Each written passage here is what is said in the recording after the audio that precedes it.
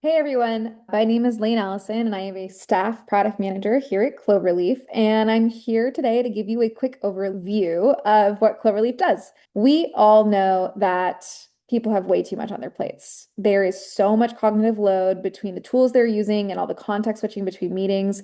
And that is typically when development gets pushed to the bottom of the list. And what makes Cloverleaf differentiated from any other AI coach on the market is that our coaching is grounded in validated assessment insights. And we understand how those different assessment results show up in team dynamics. We also integrate with your calendar and HRIS tools to understand what's going on in your actual workday, where are you in your employee life cycle, and what are your relationships to other people you work with. And so I'm going to start by showing 4 features. I'll start by showing them in our platform, and then I'll show you how they would connect to tools like Slack or Microsoft Teams. So let me share my screen. The first feature or tool I'm going to say that I'm going to show you is called Discover. And Discover is really the engine of our coaching. It is the tool that pulls in all of the context about who you are and who are the people you work with and who they are and gives you personalized, actionable coaching. I'm going to start with a question about my manager as an example, a totally fake example, which is, why do I tend to get defensive when Alex delivers constructive feedback to me?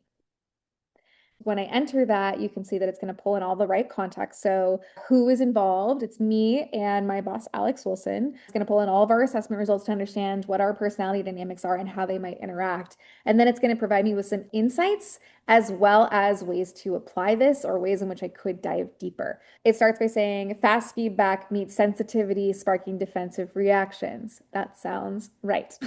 I don't want to read the whole thing, but I'll just read some of the first couple lines. Alex often delivers feedback directly and expects quick improvement, but can come across as blunt or personal when high standards are involved. That is so true. I tend to take critical feedback personally. Yes, I do. Sometimes interpreting it as judgment of my values or care, which can trigger a defensive response. That is also true. And so you may have noticed when I hovered, there were citations. So this is really important to us. Transparency in where the coaching is coming from or what it's rooted in. For example, this sentence is rooted on both my 16 types result, but also more specifically the fact that I have a high value in my feeling category in 16 types. And the actual source material it's pulling from to make this inference. There's so much we could go into here, but for the sake of time, I'm just going to draw our attention to this apply this functionality, which I'm going to also be able to show in Slack and MS Teams. But these are ways in which I can take this insight that it's delivered about what might be going on and apply it in my everyday work. So the first action item it suggests is ask Alex to clarify feedback with specific examples and relate it to shared expectations so you both can stay anchored in outcomes and understanding. Or before reacting, turn Alex's feedback into a question by asking for more context or actionable next steps to shift the conversation from critique to learning. That's a really valuable insight for me personally, is instead of thinking about the ways in which maybe I have fallen short of expectations, really trying to focus on the ways in which I can improve in the future. That helps me stay out of defensive mode. So thank you, Cloverleaf. The next tool I want to show off is our role play functionality. We built this so that our customers can practice hard conversations before they happen and build those skills and build confidence so that they go into those conversations feeling prepared. A good example is, let's say I need to deliver some hard feedback. So I'll say, help me practice delivering constructive feedback to Taylor. And can you simulate Taylor being extra defensive so I can practice how I might navigate that? I will upload that. It's going to go through a very similar context pulling process where it understands who are the people involved, what is the scenario, and it's going to generate this for me. What are my objectives? So it says stay calm and non-defensive when Taylor challenges or rejects feedback. Ask clarifying questions to uncover the root of Taylor's defensiveness without escalating conflict. And then we can see the initiation of the role play, which right now is just in text, but we also enable this in a voice mode. Let's read what it says. It says, all right, let's get started. If there's specific feedback you want to discuss, go ahead. I'm going to go ahead and do this in voice just so you can see that. Hey Taylor, I have been disappointed in your ability to meet deadlines the past couple weeks. Your deadlines have been drifting, and I don't feel like we have the right accountability set in place to make sure that you stay on time and on task. Wait, hold on. You're saying I'm not meeting deadlines, but can we get specific? Because I've hit most major ones, and it feels like you're glossing over the context here. That's really my concern. Awesome.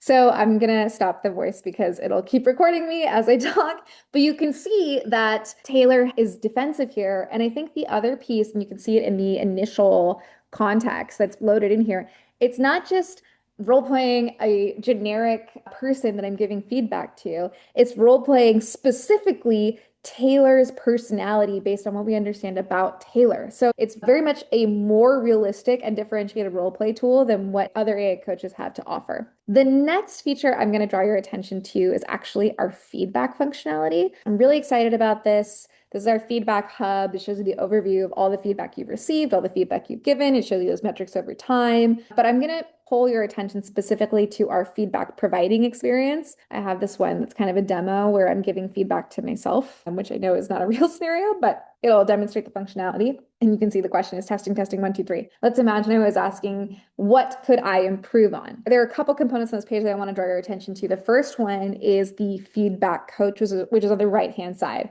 And it's providing me personalized tips about how the recipient tends to prefer to receive feedback. So it says here that broad or vague feedback may feel less useful for your style of working and growing. Totally true for me and my personality, and frankly, probably for most people. So I'm going to start typing and say something like, Lane, you need to work on better documentation for future projects. Great. Let's start there. You can see that a lot of things are happening. So it's loading a new coaching tip and it says add encouragement and a concrete example. Lane responds best to positive collaborative language and clear next steps. Consider try, let's co-create docs for the next launch, for example. There's also a little progress bar that I haven't hit yet because frankly, my feedback is not great. So I'm going to say, for example, in the ROI dashboard project, you left a lot to be desired from a documentation standpoint, which resulted in confusion on the CS team. Great. So now I have an example. I've talked about impact. I haven't done that encouragement piece, so I bet it's going to ask me to keep doing that, but you can see that I've made progress. And if you wanted to see more about how I could continue making more progress, it says you've used a specific example, you've described impact, I'm respectful in my tone, but actually I need to provide actionable suggestions. I haven't really told Lane how to improve here, and it's not really detailed enough to be helpful. So that is the sort of the progress bar that's really pushing people to provide higher quality feedback, but also it's again reinforcing the need to provide encouragement. And the reason it's doing that is because I really need encouragement. Sometimes I joke to my boss that I'm like a sensitive snowflake, which is embarrassing, but also so true. Like, I do my best work when I feel like I am being recognized for my contributions. And so if my boss, for example, wants this feedback to really land with me, he has to focus on delivering that encouragement as part of it as well. So the last thing I'm going to talk about is talking with an AI coach. We built this tool to give our customers the ability to talk to an AI coach in the same way they might talk to an executive coach to help uncover hidden hurdles or challenges they might be facing in their day-to-day, to have a thought partner to think through challenges, to engage in a more reflective experience. And so an example I like to use here is, hey, I've been feeling really stuck lately. I haven't been feeling super motivated. Can we talk about why that might be?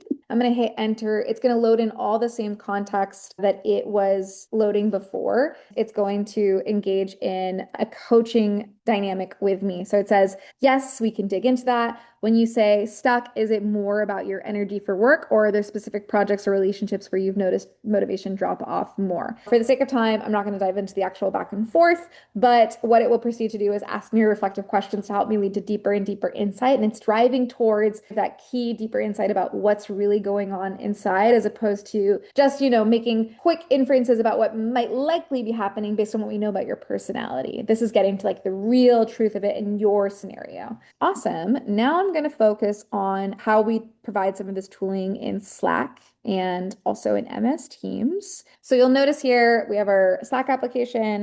You can view your daily coaching. You can also create a feedback request here. If you do that, you get prompted to ask who do you want your feedback from? What do you want feedback on? You create that request and it sends out notifications to everybody who you've requested and their preferred communication style, whether that is Slack, email, or Microsoft Teams. And what's notable here is the whole feedback process is supported in Slack. So you can provide feedback directly within Slack, and it's going to engage in that coaching style process with you in kind of a conversation style. The other thing I want to draw your attention to is we also have Discover functionality. So all you need to do is type in your question in our messages channel, and it will provide you with a Discover response, the full response that you would get in application. Also, how do I apply this? The main driver for this functionality here, as with a lot of our integration pieces, is giving our customers quick and easy ways to access this coaching without having to log into another tool. Having said that, anytime we provide coaching, and let's say that coaching recommends that you use the role play tool or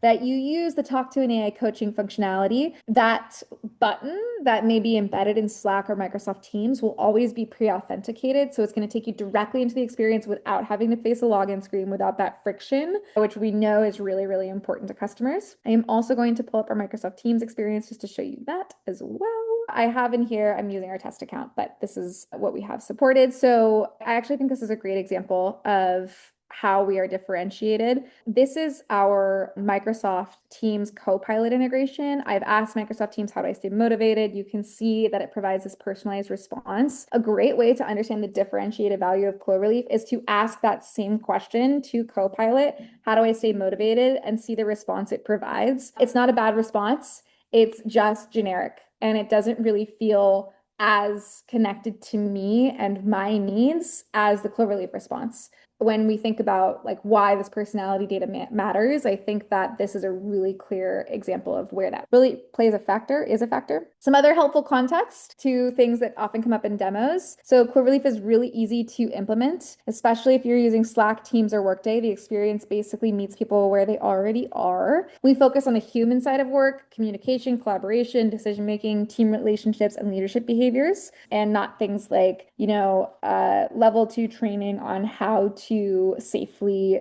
drive a forklift, which is a real example and a really important example, just not one that we currently handle. So if you want to learn more or see Cloverleaf in action, you can reach out to us at cloverleaf.me, or I'm using our request on our homepage. We would love to show you how contextualized, personalized coaching can help your people show up as the best versions of themselves at work. So thank you for watching.